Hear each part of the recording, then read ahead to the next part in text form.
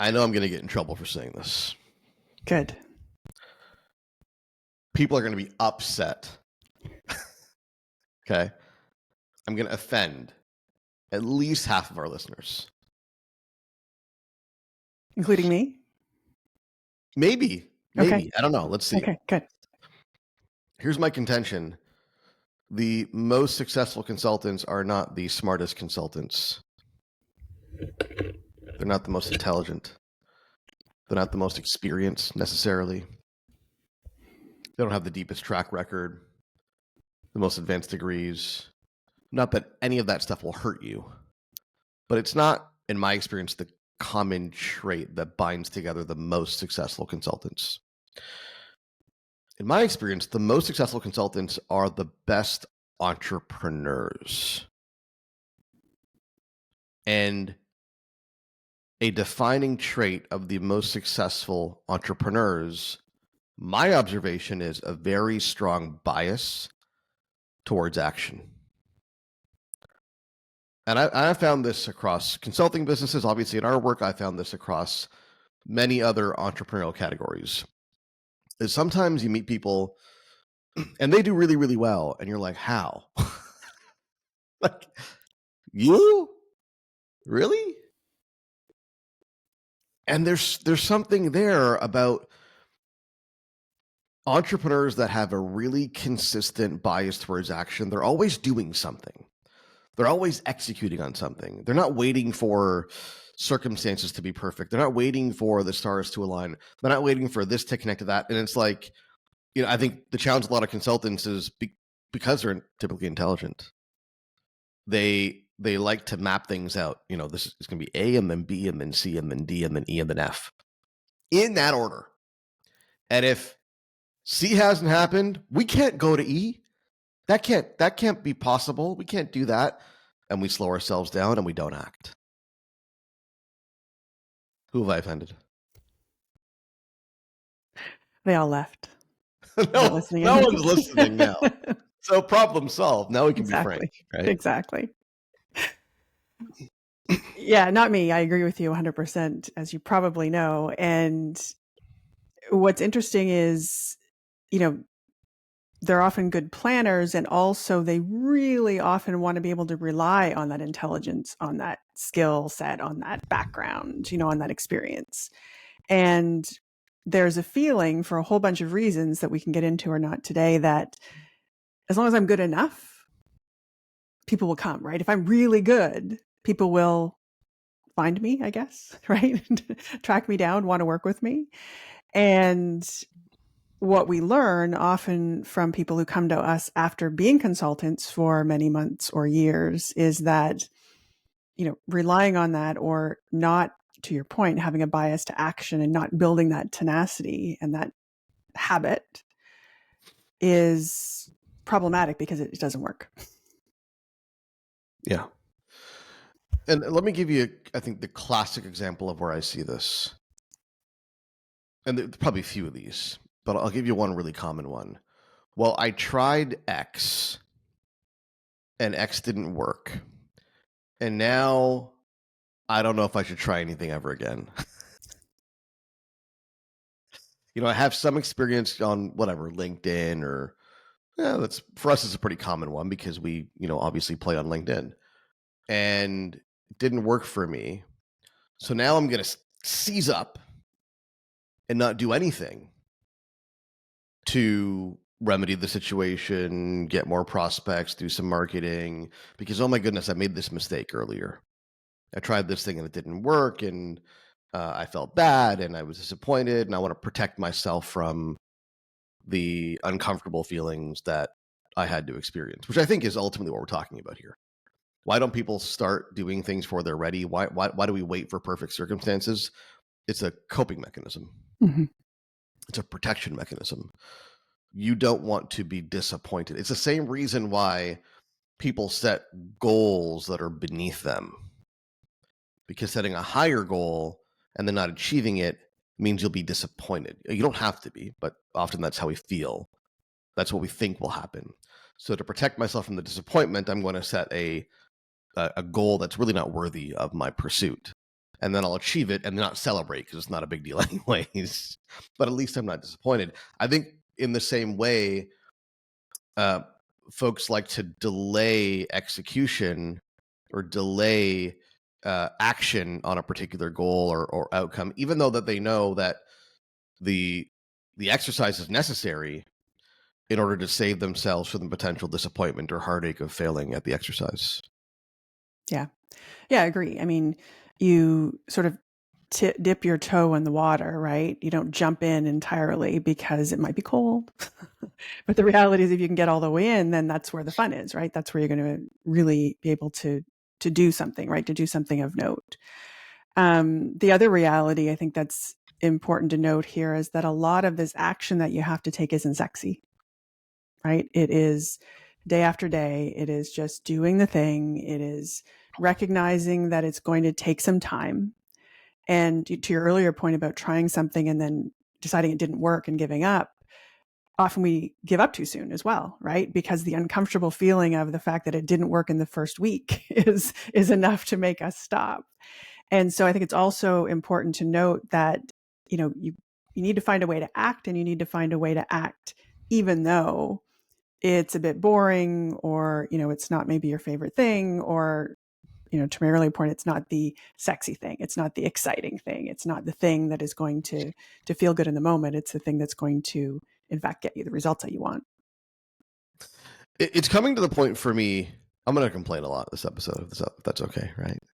It's coming to the point for me where we're actively qualifying for this trait when we interview prospective clients for 90-day pipeline. Like, I want to know, are you the kind of person who, we say jump, you say how high, right? Like, are you gonna follow the instructions, work the model, work the playbook? Not that you can't ask questions, obviously, that's why we're here, but are you gonna actually do it and execute, even if you don't feel like it, even if you don't feel ready, even if you don't feel fully prepared or it's fully thought out? Are you gonna just do it? Or are you going to be the person that gets stuck in your head and spin your wheels and question everything and, and take forever to do what are otherwise, on their own, each step, very simple exercises? Because I'm not here to judge anybody by any means, but I am here to be very clear about the fact that if you cannot get yourself to do things before you're ready emotionally to do them, you're not going to do well as an entrepreneur. I want to be categorical about that statement. If you're the kind of person, and you can change, growth mindset, I believe you can change. But if you're the kind of person that needs everything to be perfect before you execute, you will not do well in business. You'd be better off pursuing another model altogether, unless you change that characteristic, which I believe is fundamentally possible for everybody. Yeah, and the people that work with us have a leg up here, right? Like, people will get caught in their heads. They'll run into all these challenges you're talking about, and we'll chase them down, right? For the 90 days that they're working with us, we'll at least help them recognize that they're falling into one of these traps. But we can only help them for the time that they're working with us. And what becomes critically important, to your point about like building the personality that you need to be successful in this kind of business, is that you have to, at some point, have that for yourself, right? You need to have built up for yourself the ability and the desire to just do the work, right? To get started, to try the next thing, to keep doing the thing that you need to do. And that becomes, like, if we go back to the very beginning of our conversation, the defining trait of people who are successful. Yeah. And I think it's worth reflecting on, non-decisions are decisions. Indecision is decision. I'm thinking about a fantastic book that I need to read again called Thinking in Bets by Annie Duke, who is a psychologist but was a former professional poker player. It's a really fascinating book. It shares some of the insights she gained from playing professional poker in an environment where you have to make, in many stakes, high stakes decisions with incomplete information, kind of like the real world, right? And what's interesting, if you think about poker, If you're just going to fold every hand, fold, fold, fold, fold, fold, fold, which is what most of us are doing, most consultants are doing, inaction, inaction, inaction. I'm not going to enter this hand. Fold, fold, fold, fold. Well, you're just wasting your time at the table, right? What are you even doing there? You've got to play a hand every now and then. And there's, certainly a discussion to be had about which hand do you play and when do you enter the game, and that's perhaps for the more advanced players. But for most people earlier on in business, at least, you should be playing more hands. And you should be getting burned. My response to people that say, I tried this thing and it didn't work is excellent learning. Good for you. Because now look at all the things that you know. Someone said to me the other day, they're going to be joining the 90-day pipeline. And they said, my concern is, I spent X amount of money on a previous coach, mentor, whatever. And it was okay, but didn't really get the results I was looking for. And my question was, fantastic. What did you learn from that experience? And how are you going to bring that learning to this decision? Because if you repeat the same mistake, I agree, that's a terrible idea. Let's not repeat the same mistake. But if you've learned something from that experience and you're going to bring that learning to this decision, you're going to bring new criteria to this decision, then that's a tremendous opportunity. It's like I tell my kids in math, like, I don't care what your grade is in math. Well, this is true for everything, but in math in particular, I don't care what your grade is in the test. Did you learn from your mistakes? It's okay to make mistakes. It's not okay to consistently repeat those mistakes. So taking action before you're ready, and in some cases failing, gives you data, learning that you can use to then further optimize and hone in your execution. Action, or inaction rather, gives you zero data, zero learning, zero insight. Yeah, and I would say there's another benefit here if we talk about the fact that, we meet so many people, we talk to so many people, and we see so many people who don't act, right? Who are sitting back waiting or just, tiptoeing forward here and there. It's also important to recognize that simply by acting, you're bringing yourself to the top of the pile, right? You are bypassing all of those other people who are sitting back and waiting and watching and, planning and blah, blah, blah, doing all the things. If you are the person who is acting, you're already miles ahead, right? To your point about gambling, you're the person sitting at the table. We have a whole bunch of people who haven't even gotten themselves into the room yet. And so recognizing that any action, even imperfect action, especially imperfect action, will get you to a place where you're, far beyond many of your competitors. Just that in itself, to me, is, inspiring to get up and do something. Again, the entrepreneurs, the consultants that I found to be the most successful, none of them have perfect execution. All of their execution is, or in your words, imperfect action.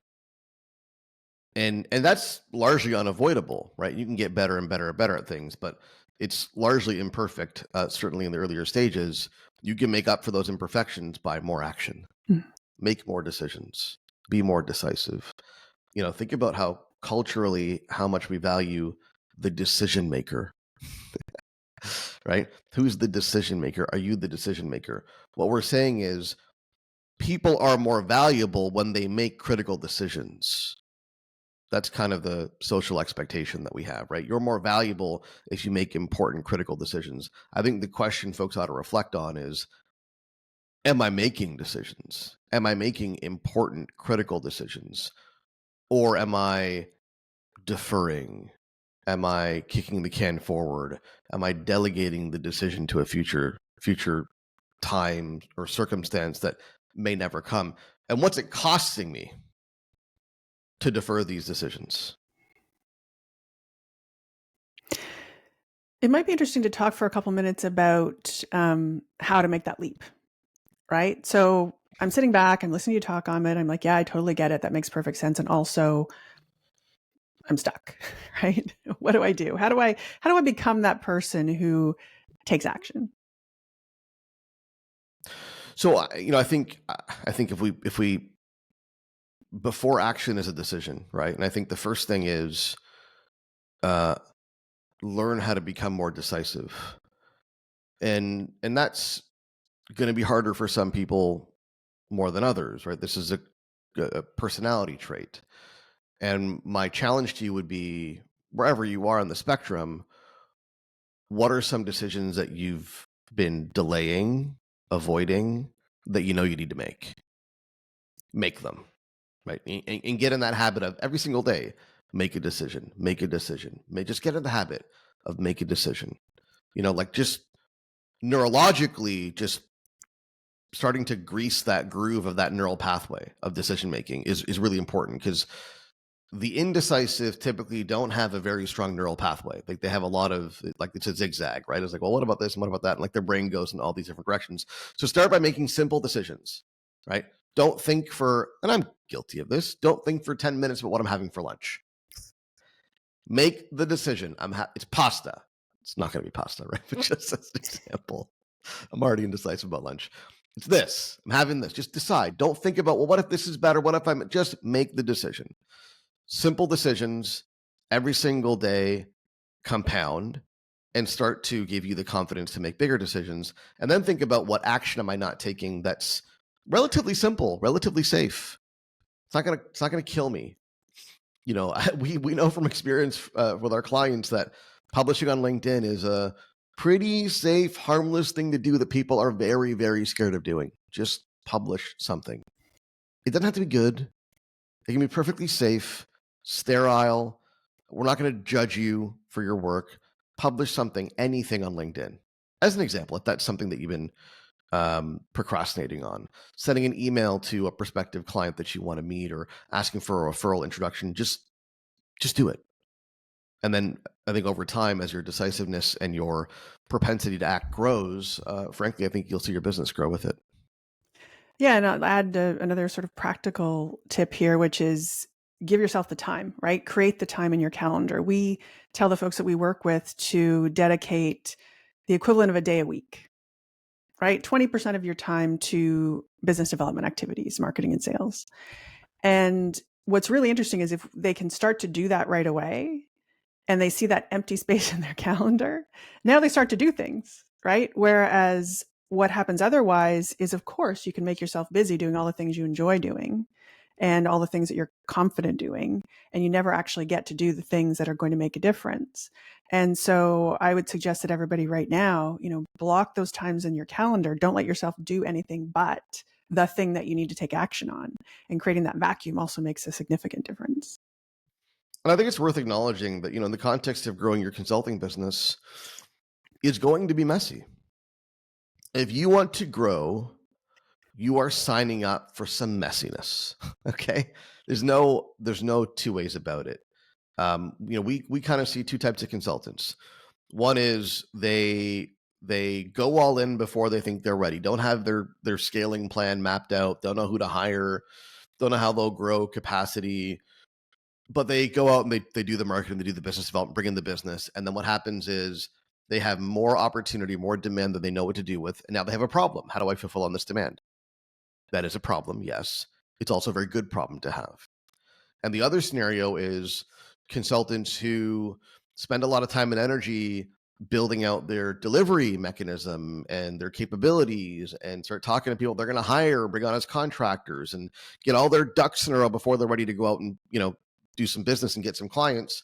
And they have a fantastic delivery mechanism in place and nobody to go through it, and no clients, right? One grows faster than the other. Not cleanly. It's never seamless. It's never neat and tidy. It's always messy. Comes with the territory.